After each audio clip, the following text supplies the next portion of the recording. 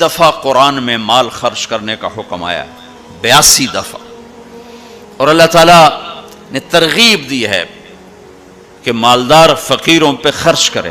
پھر اللہ تعالیٰ نے فقیروں کو ترغیب دیا کہ تم بھی جتنی وسعت ہو خرچ کیا کرو۔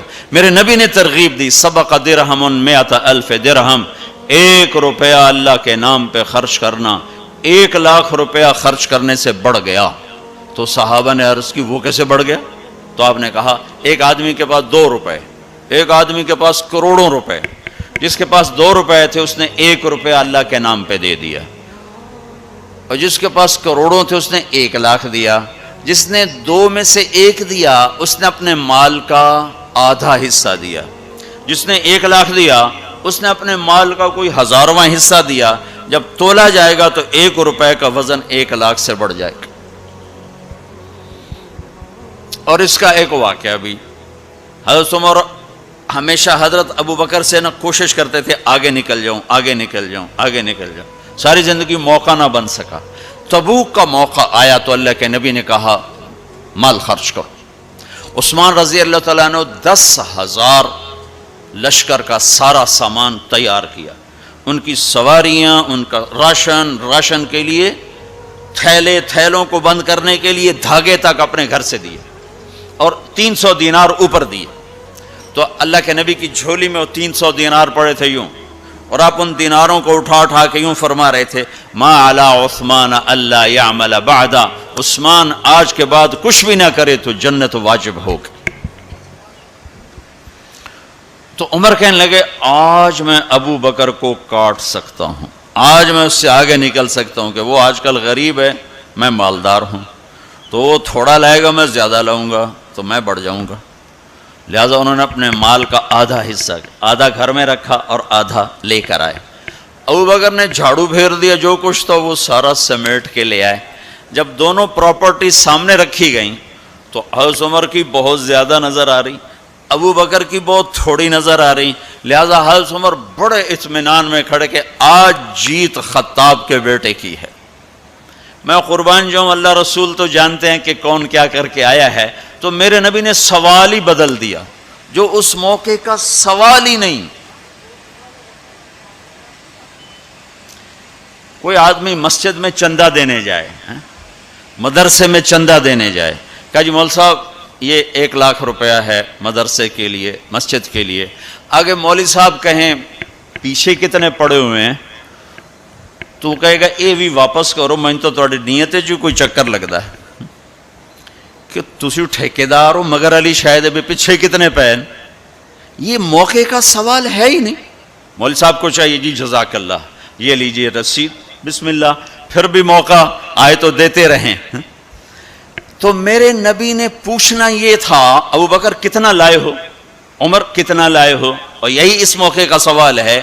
لیکن اللہ رسول جانتے ہیں کہ کس کے مال میں وزن زیادہ ہے، تو میرے نبی نے سوال بدل دیا، فرمایا عمر ما خلفت، واہ واہ عمر پیچھے کیا چھوڑ کے آئے ہو؟ تو حضرت عمر تو وہیں دھڑم ہو گیا گا، با میں گیا، سوال سے ہی وہ پتہ چلے گا، با میری کلی اڑ گئی وکٹ۔ عمر ما خلفت یا ما ترکت لأہلک، یہ دونوں الفاظ ہیں، پیچھے گھر والوں کے لیے کیا چھوڑا؟ تو پہلے حضرت عمر بڑے جوش میں کھڑے تھے، پھر ایک دم ڈھیلے ہو گئے، کہنے با جی آدھا چھوڑا ہے آدھا لایا ہوں۔ پھر آپ نے کہا ابا بکر ما خلفت یا ما ترکت لأہلک، ابو بکر تو پیچھے چھوڑ کے کیا آیا، بچوں کے لیے کیا چھوڑ کے آیا؟ تو انہوں نے کہا ترکت اللہ ورسول، میں تو اللہ اس کے رسول کو چھوڑ کے آیا ہوں، باقی سب کچھ لے آیا۔ تو اس پر عمر کہنے لگے ابو بکر میں نہیں تجھ سے آگے بڑھ سکتا، کوئی بھی تجھ سے آگے نہیں بڑھ سکتا۔ اور اگلی سنو،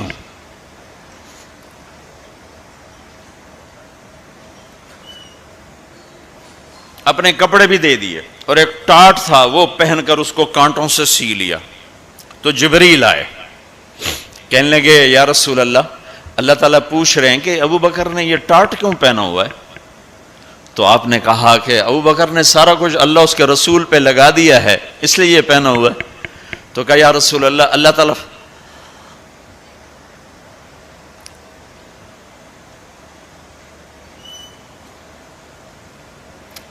اللہ تعالیٰ فرما رہے ہیں ابو بکر سے پوچھو مجھ سے راضی تو ہے؟ مجھ سے راضی تو ہے؟ اس فقر میں مجھ سے راضی ہے؟ میں تو اتنا سفر کر کے آیا ہوں، حالانکہ ابھی 4 دن پہلے میں 12 ملکوں کا 10 ملکوں کا سفر کر کے ہوں، ساری ہڈیوں میں درد ہے، میں اس لیے آیا ہوں کہ چلو کوئی بخشش کا بہانہ مل جائے، کوئی بخشش کا بہانہ مل جائے، اللہ راضی ہو جائے۔ آپ سارے اس لیے حج پہ جا رہے ہو کہ اللہ راضی ہو جائے۔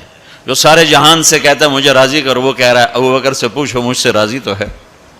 تو آپ نے کہا ابو بکر تیرا رب تجھے سلام بھی کہہ رہا ہے اور پوچھ رہا ہے کہ راضی ہو؟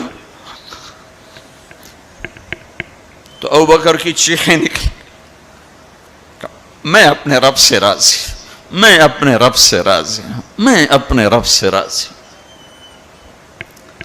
میرے بھائیو بہنوں، زندگی ایسے گزار کے مرو کہ اللہ کو ملو تو اللہ خوش ہو کے مل رہا، ایسے نہ مرو کہ اللہ کی بارگاہ میں پیش کیے جا رہے ہوں مجرم بن کر، قیدی بن کر۔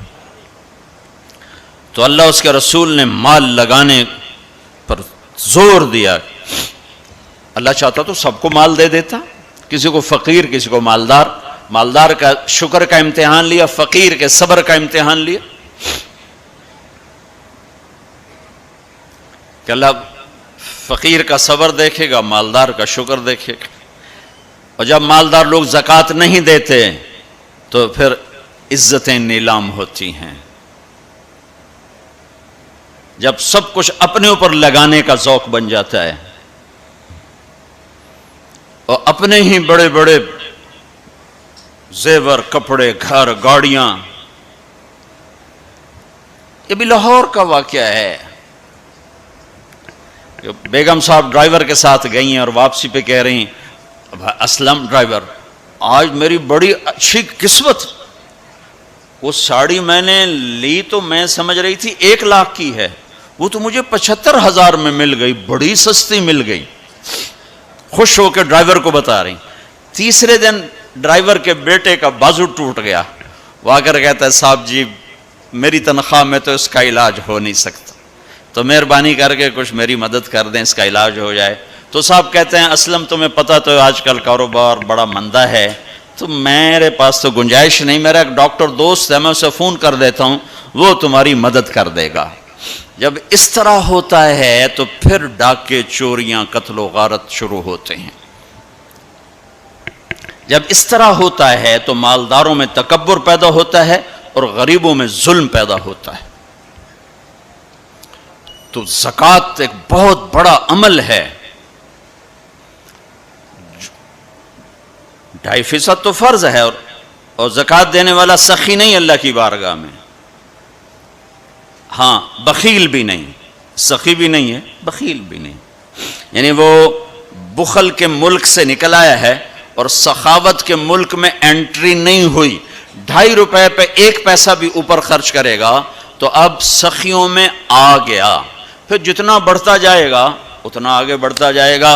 اور اللہ نے فرمایا مجھے میری عزت کی قسم جنت الفردوس میں بخیل داخل نہیں ہو سکتا۔ اور اللہ شیطان کہتا ہے کہ مجھے عبادت گزار بخیل سے کبھی ڈر نہیں لگا کہ اس کا بخل اسے ضرور جہنم میں پھینکے گا۔ نافرمان سخی سے ہر وقت ڈرتا رہتا ہوں کہ اس کی سخاوت کب اسے جنت میں پہنچاتی۔